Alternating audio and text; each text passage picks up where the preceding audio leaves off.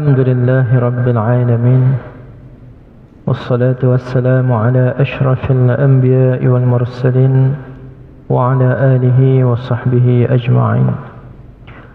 سبحانك لا علم لنا إلا ما علمتنا إنك أنت العليم الحكيم.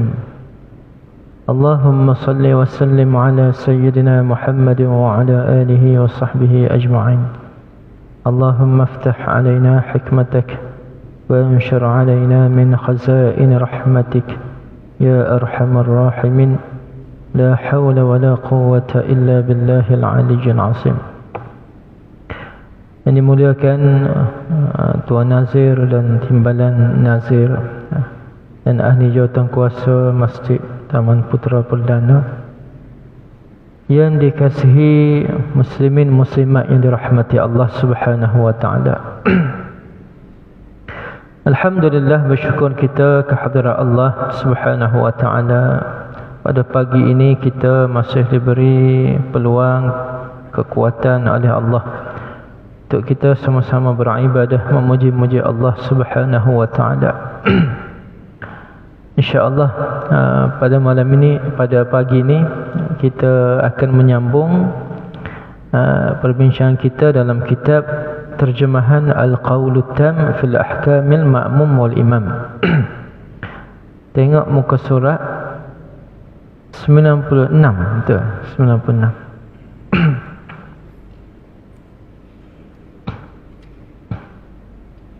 Nombor 152.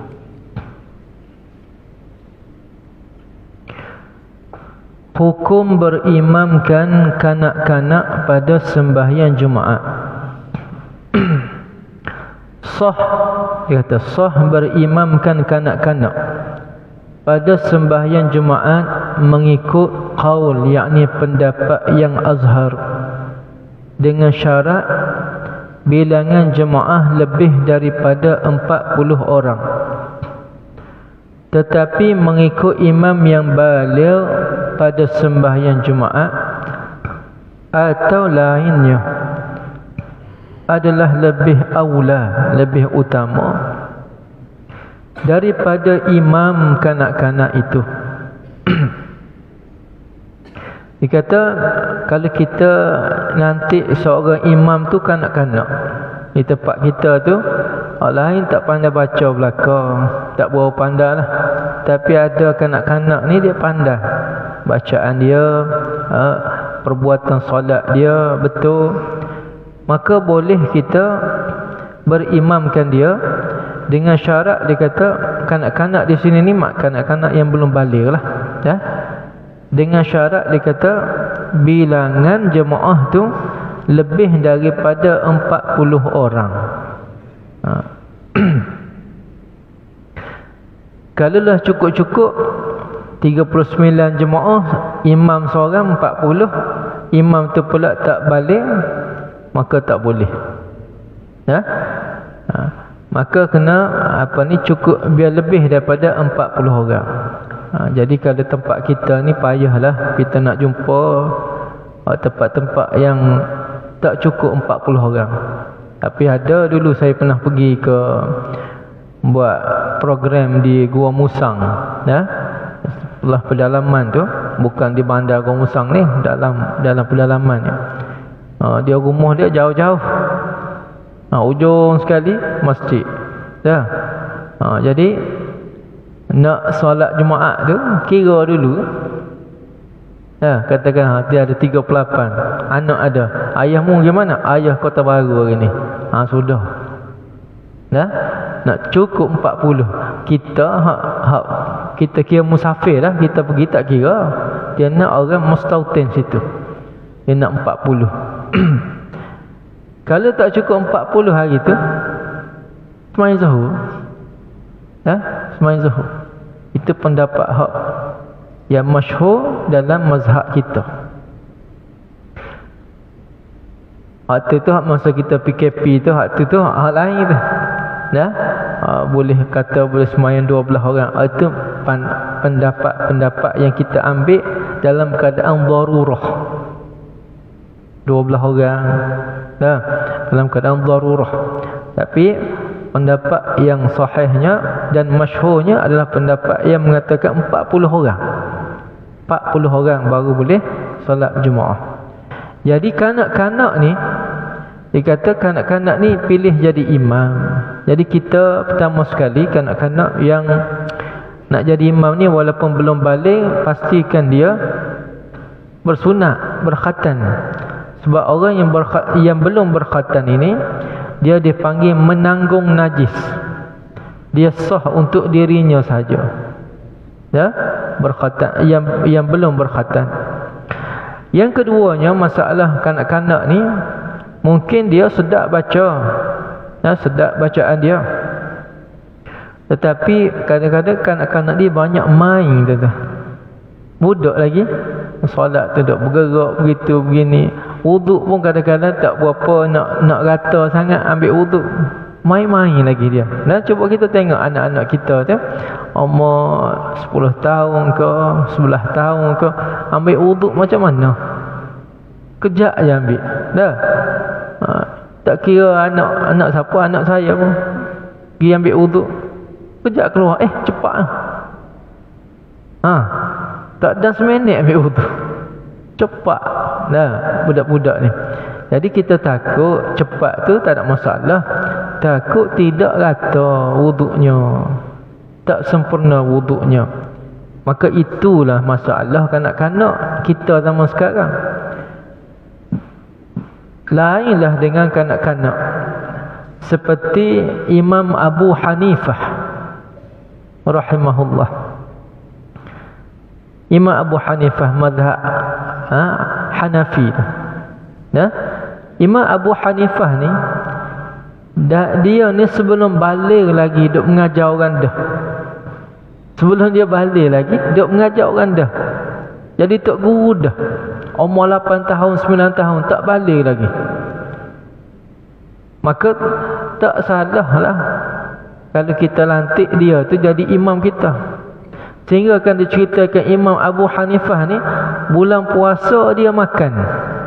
Bulan puasa tu siang hari dia tak makan. Orang kata, tok guru tak puasa. Puasa apa? Saya tak balik lagi. Tak balik lagi. Nah? Dulu, orang dulu. Kita sekarang ni kanak-kanak banyak main, banyak gamenya dan sebagainya. Yang payah kita nak cari kanak-kanak yang belum balik, yang sempurna pada wuduknya, pada sembahyangnya, pada bacaannya, nak jadi imam kita. Cuma kalau ada, boleh. Nak kata gitu ya. Kalau ada, boleh.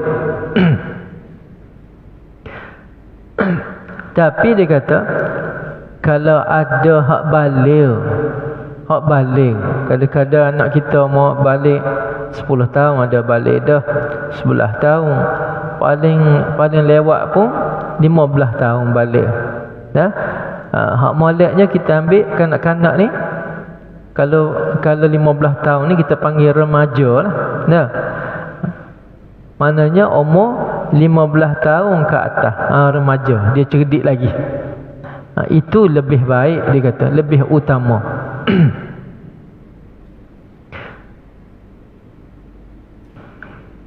Dan tidak makruh berimamkan hamba abdi.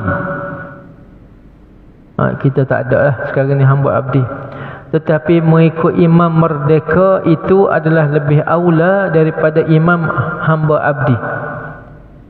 Dan sah orang yang mengambil wuduk mengikut imam yang bertayamum, dan yang berkuasa berdiri mengikut imam yang duduk dan yang berbaring. Dikata sah kalau seorang ni kita contohnya dua orang ni pergi padang pasir. Padang pasir lah mula kalau tak ada air ni. Dua orang ni, seorang ada wuduk, seorang tak ada wuduk. Bila nak semayang, hak ni hak yang tak ada wuduk ni dia tayamum. Hak ni ada wuduk lagi. Maka hak tayamum ni jadi imam, hak ada wuduk ni jadi makmum. Boleh ke tidak? Boleh. Jawab dia boleh. Dah.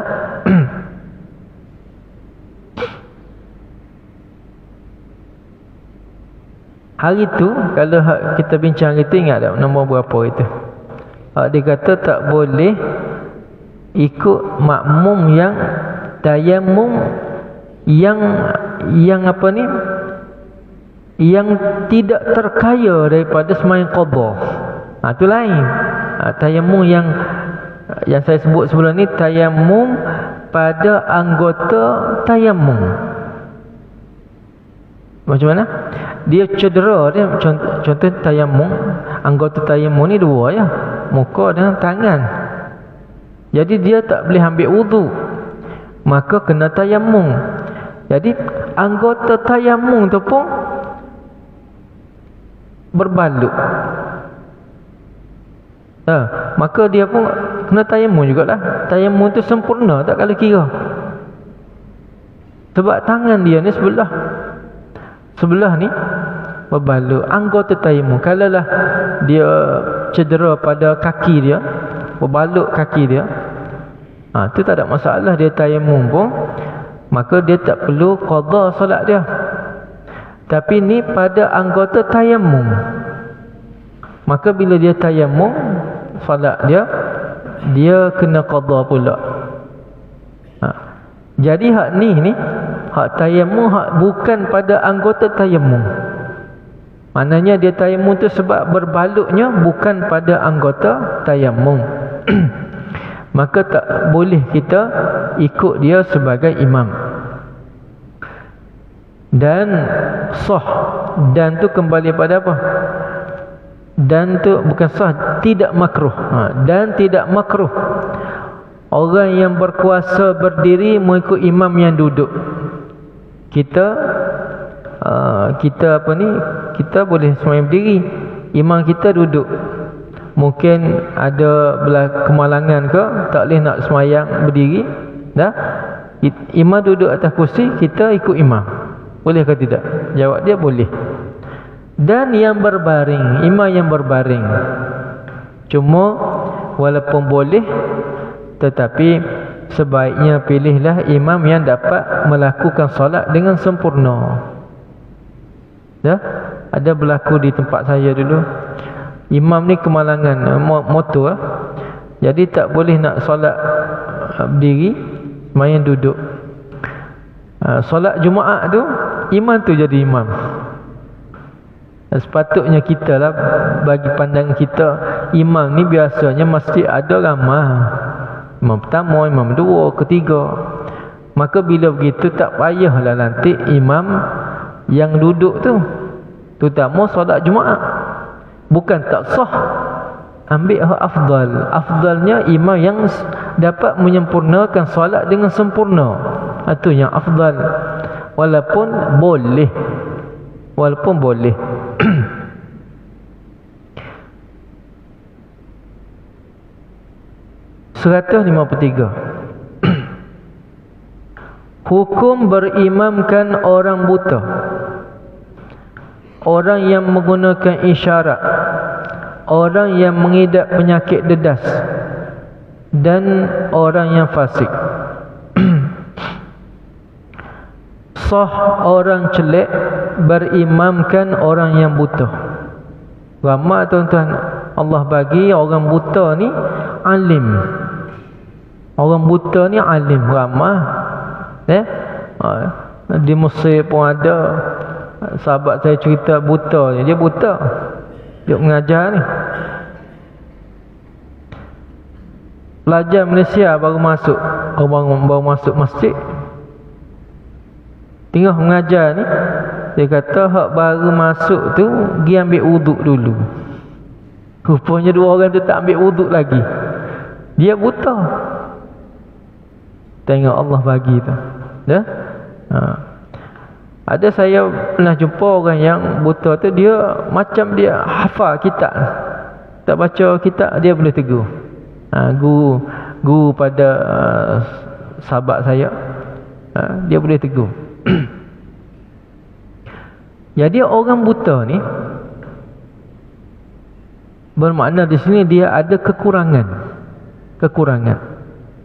Tetapi dia, jika dia berimamkan orang yang boleh melihat, orang yang celak, maka solat itu sah. Solat dia sah. Dan orang yang kuasa berdiri dengan orang yang duduk, dan apa ni, dan sah tu orang yang berkuasa berdiri berimamkan dengan orang yang duduk, dan orang yang berbaring, dua-dua sah. Dan sah orang kuasa rukuk dan sujud dengan orang yang menggunakan isyarat dengan keduanya. Okey. Sah orang yang kuasa, dia boleh rukuk, dia boleh sujud, dia mengikut orang yang menggunakan isyarat dengan keduanya. Dia guna isyarat. Isyarat macam mana? Orang yang tak mampulah dia guna isyarat. Allahu Akbar, Sami Allahu liman hamidah. Isyarat. Kita mampu. Sah ke tidak? Sah. Dan sah berimamkan orang yang berpenyakit silsil bauli, ataupun orang Melayu kita panggil dedas. Apa orang dedah ni tuan-tuan? Orang yang selalu keluar air kencing. Dia tak apa panggil, tak tus air kencing dia lah. Orang macam ni kalau dibalakan kena atas kita ni tuan-tuan, penyakit tu, maka cara dia macam ni. Susahlah sikit, tapi terpaksa. Masuk waktu, bila masuk waktu baru kena buat. Masuk waktu, pergilah kencing sekali lagi, pergi kencing, pergi ke tandas tu, kencing, bersih apa semua, ambil wuduk. Ambil wuduk, pakai seluar, pakai pakaian solat. Nak pergi masjid pun boleh, nak sembahyang seorang diri pun boleh, tak kisahlah. Pergi masjid. Pergi masjid tu kemungkinan besar dia akan terkeluar. Tapi tidak mengapa, dimaafkan, dia pun solat. Ataupun tak terkeluar masa perjalanan, terkeluar masa tengah solat, dimaafkan. Tak payah cek lah. Tak payah cek. Solat maghrib. Habis solat maghrib, katakanlah dia dengar kuliah apa semua, nak solat isyak, dia kena bersih dulu, tukar hak baru. Dia tukar hak baru, ambil wuduk semula. Begitulah setiap waktu dia kena buat. Dia tak boleh buat awal-awal sebelum masuk waktu. Masuk waktu dulu. Itu orang silsil bauli ataupun penyakit dedas.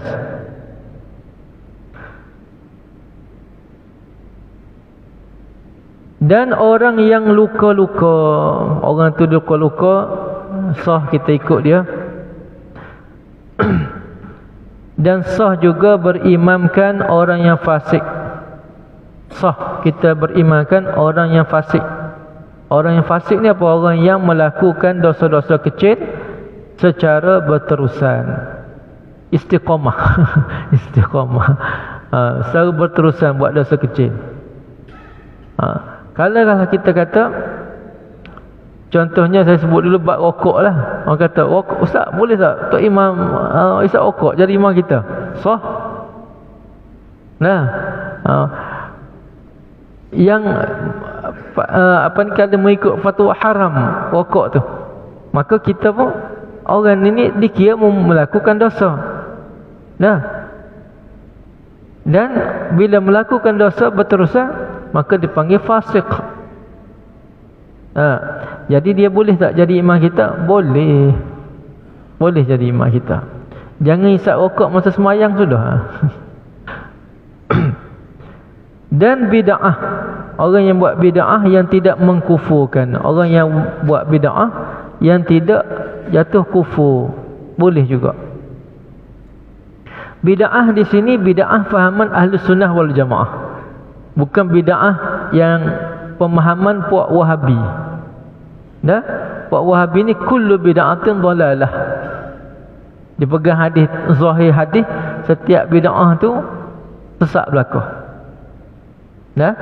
Maka bid'ah yang dia faham lain dengan bid'ah yang jalan kita ahli sunnah wal jamaah faham lain.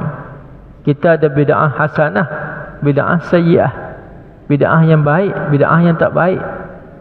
Ya? Jadi ada orang yang buat bid'ah yang tidak baik. Bid'ah yang baik ni apa? Bid'ah yang baik iaitu satu perkara yang baru yang memang Nabi tak buat pun, tapi baik ke tidak pada syarak. Dah? Bolehkah dia kiaskan dengan dalil-dalil yang lain? Boleh. Boleh teruskan. Ni tidak, Nabi tak buat aja tak boleh. Banyak Nabi tak buat tuan-tuan. Nabi buat tak? Qomat ni, qomat azan ni, Nabi azan tak? Pernah dengar Nabi azan? Kisah Nabi azan kan Nabi qomat? Tak ada, Nabi tak buat. Nabi tak buat, jadi orang azan tu bid'ah. Jangan begitu. Nabi tak buat, tak boleh. Maulidur Rasul, Nabi tak buat, tak boleh. Jangan. Orang buat Maulidur Rasul, dalam Maulidur Rasul tu tengok dulu apa dia, menari ke? Lah, menari ke, tengok TV, tengok Maulidur Rasul, tengok TV cerita hak macam-macam lah. Tak? Cerita hak tak molek.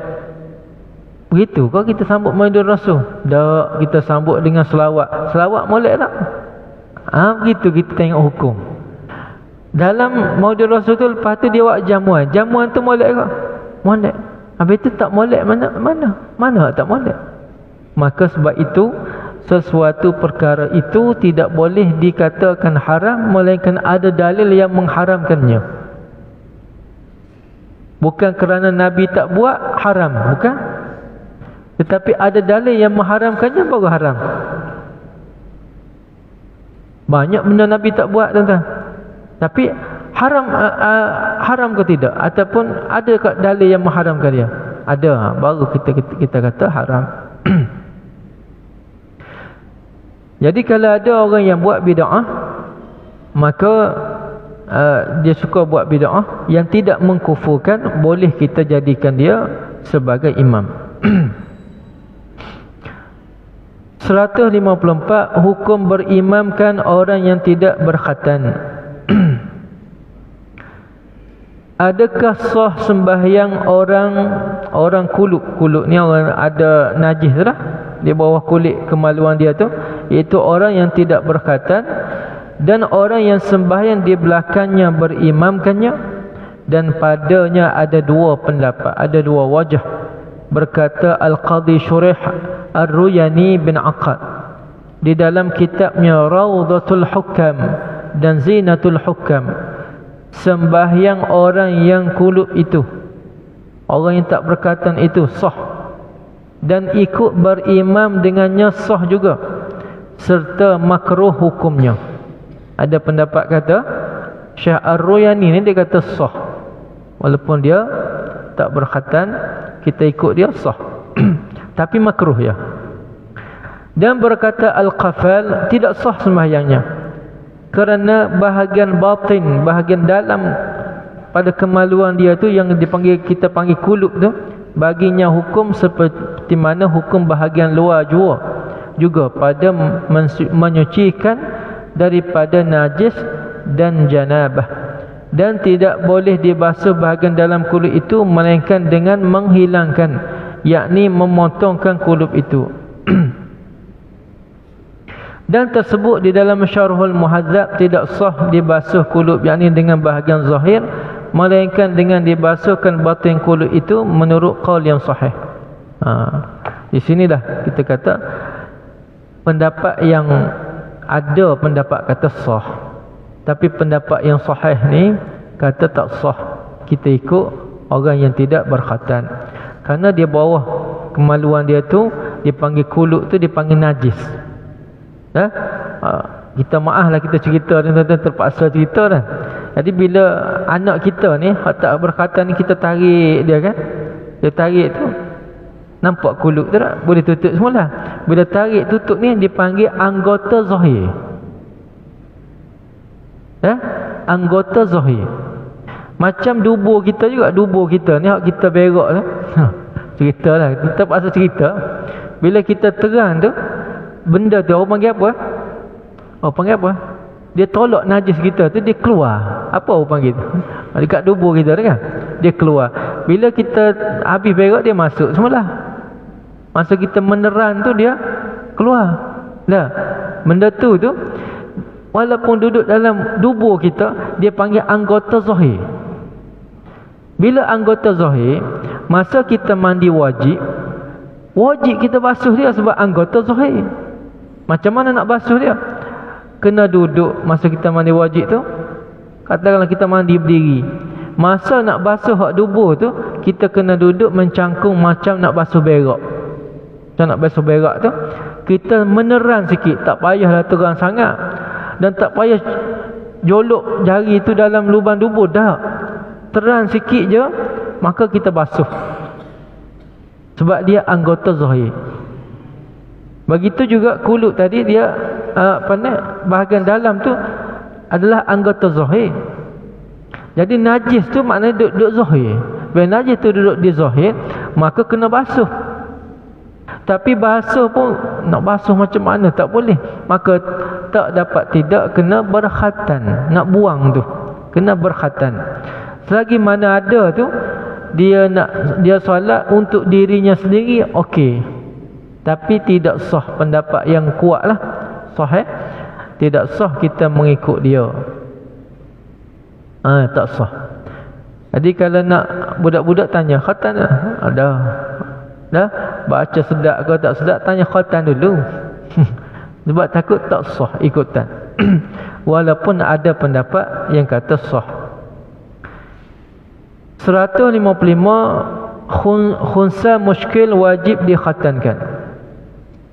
Telah berkata Ibn Muslim Al-Jahni, bermula orang yang khunsa al-muskil itu wajib dikhatankan dengan sebab kulub itu menahan ia air kencingnya daripada keluar semuanya. Maka dengan sebab itulah ternyata bahawa pendapat yang sahih wajib mengulangi sembahyang atas makmum yang berimamkan orang yang tidak berkhatan, yang tidak boleh ia membasuh bahagian batin dalam kulutnya. Dia kata orang yang khunsa muskil. Khunsa muskil ni, iaitu dia ada dua kemaluan.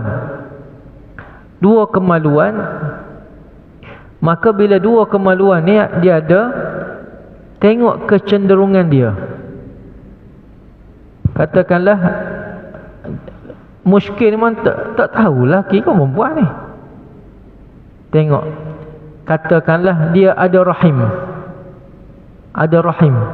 untuk mengandung lah.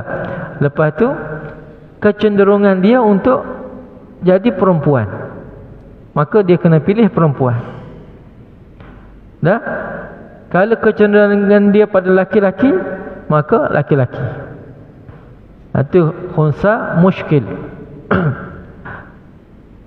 Jadi khunsa muskil ni dia kata wajib dikhatankan. Dah dua-dua ada. Hak tak berapa dia, walaupun dia pilih hak perempuan tadi, tapi hak kemaluan tu, hak laki tu, dia kena khatankan. Sebab apa? Sebab kulub dia tu, dia menahan air kencing dia. Ataupun dalam kemaluan tadi ada kulub tu, itu adalah najis. Maka dia kata sebab itulah pendapat yang sahih yang mewajibkan kita mengulangi sembahyang bagi orang yang mengikut orang yang tidak khatan, orang yang tidak berkhatan. Bandingannya seperti orang yang di belakang imamnya yang ada di dalam matanya atau batang hidungnya atau mulutnya najis. Dia kata seperti bandingannya seperti imam tu yang kita ikut dia, pada mata dia ke, pada hidung dia ke ada najis. Maka tak boleh kita kalau imam tu ada najis, kita tak tahu, tak apa. Sampai habis kita tak tahu, tak apa. Tapi kalau imam tu ada najis, kita nampak, kita tahu, kita ikut juga, maka imam tu lepas solat kena solat semula. Kita pun yang ikut imam kena solat semula.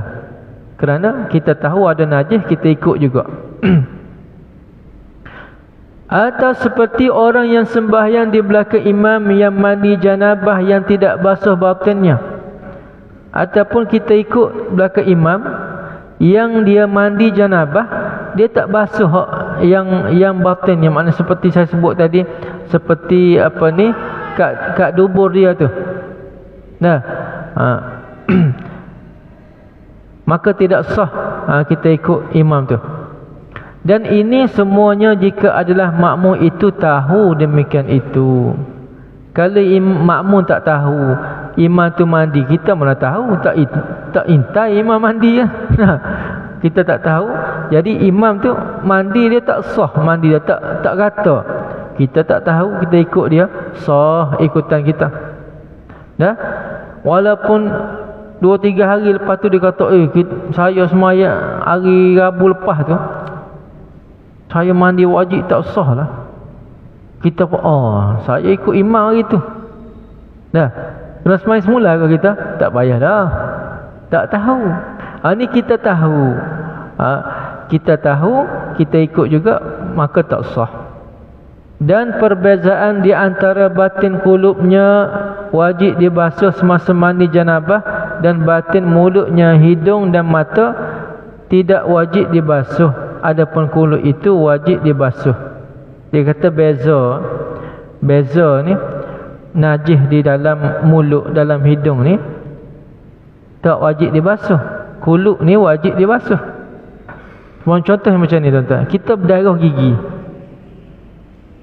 berdarah dalam mulut kita ni, berdarah gusi, berdarah gigi pula, berdarah gusi. Dah, darah tu najis ke? Najis. Tapi di dalam mulut kita ni sah solat kita, dengan syarat kita tak telan darah tu masa solat. Ataupun darah dalam hidung, berdarah, duk keluar darah, lepas tu mengalir darah tu berhenti dah, tapi dalam hidung tu ada lagi darah. Sah tak solat kita? Sah. Ana dia di dalam batin. Manakala kulub tadi dia panggil zahir, yang wajib kita basuh. Ataupun tak mampu nak basuh, kita khatankan dia, dipotongkan dia untuk bersihkan dia.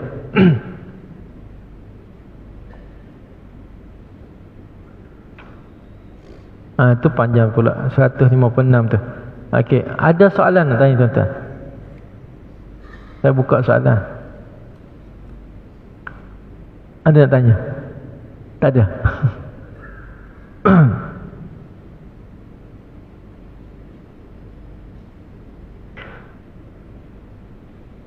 Okey, jadi apa hak ni nombor 156 ni panjang ni, saya rasa kita sambung semulalah pada pertemuan akan datang.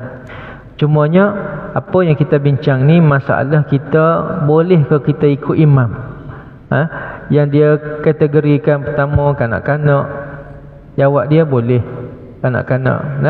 Tapi kanak-kanak tu mestilah yang berkhatan. Walaupun ada pendapat yang mengatakan sah untuk mengikut kanak-kanak yang tidak berkhatan, kita ambil pendapat yang sahih lah, tak sah ikut kanak-kanak yang tidak berkhatan.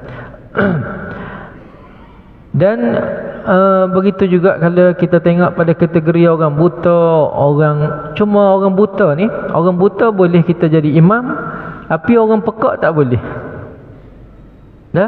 Orang buta boleh, orang pekak tak boleh. Kenapa pula ustaz? Dua-dua kan cacat. Pekak ni tuan-tuan, kalau dia jadi imam, kalau kita tegur dia tak dengar. Subhanallah, subhanallah. Apa-apa berlaku dalam solat dia tak dengar, sebab dia pekak. Tapi buta tak apa. Buta tak apa, tak ada masalah. Jadi buta dan pekak ni lain. Sebab tu orang buat teka-teki. Buat teka-teki apa? Kalau orang buta pergi ke kedai hardware nak beli gunting, dia cakap macam mana? Dia kata gini, kalau orang bisu pergi ke kedai hardware nak beli gunting, dia buat beginilah. Kalau orang buta nak pergi nak pergi beli gunting, cakap je lah dia buta. Dia buta, bukan dia bisu. Jadi dua-dua tu walaupun cacat, tapi kedudukan dia lain. Sebab itu tuan-tuan, kalau kita belajar dalam kitab Penawar Bagi Hati, dia kata lebihnya, mana lebih? Orang buta ke orang yang bisu? Nah, contohnya orang bisu dia tak boleh baca Quran. Orang buta boleh baca Quran, tapi tak boleh tengok Quran. Hak mana lebih tu dah? Dari sudut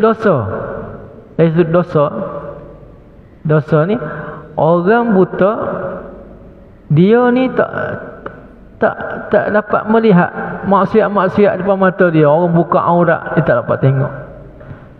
Tapi lidah dia boleh berbicara, dia boleh mengumpat orang, dia boleh kata orang. Orang bisu dia boleh melihat benda-benda maksiat, tapi dia tak boleh bicara. Tapi dengan zaman sekarang ni tak boleh bicara pun, di telefon ni boleh tulis. Betul? Jadi kemuliaan dua tu, mana lebih mulia? Orang buta ke orang bisu? Dua tu lah, antara dua tu. Lebihnya orang yang mulianya adalah orang buta. Sebab itu kita jarang jumpa ulama daripada kalangan orang bisu. Yang kita jumpa ulama daripada kalangan orang buta. Nah, dua-duanya kejadian Allah, yang Allah jadikan dia kekurangan lah. Tapi ada kelebihannya pada orang buta. Jadi begitulah apa yang dapat kita kongsi pada pagi ni tuan-tuan. Kita nak lantik orang jadi imam, kita kena tengok dululah banyak perkara. Jangan fikir, jangan tengok pada sedap baca saja. Adik, sedap adik baca jadi imam ya. Tanya dulu adik, khatan kau tidak? Tengok ambil wuduk dia, tengok dia semayang macam mana, duk bergaru sini bergaru. Budak-budak kena tengok, kena perhati. Tambah-tambah bulan Ramadan banyak tempat ambil hafiz-hafiz kanak-kanak nak latih. Nak latih. Kita ni tuan-tuan buat ibadat bukan nak berlatih tuan-tuan, nak buat dengan sempurna. Hak dia, masalah dia tu dia berlatih sendiri dia. Kita ni hak jadi mangsa latihan dia. Mangsa. Dia nak berlatih. Ustaz dia lantik dia jadi imam, nak berlatih dia. Berlatih tu tak apalah kalau dia betul. Tapi kalau dia tak betul, kita menjadi mangsa latihan dia. Janganlah begitu tuan-tuan dia. Jadi kita kena pilih imam-imam yang sempurna lah, yang boleh melakukan ibadat dengan sempurna, berilmu, berakhlak, dan berakidah dengan akidah yang benar. Mudah-mudahan solat kita diterima oleh Allah Subhanahu Wa Taala. InsyaAllah kita akan sambung muka surat 97 nombor 156. Wallahu a'lam.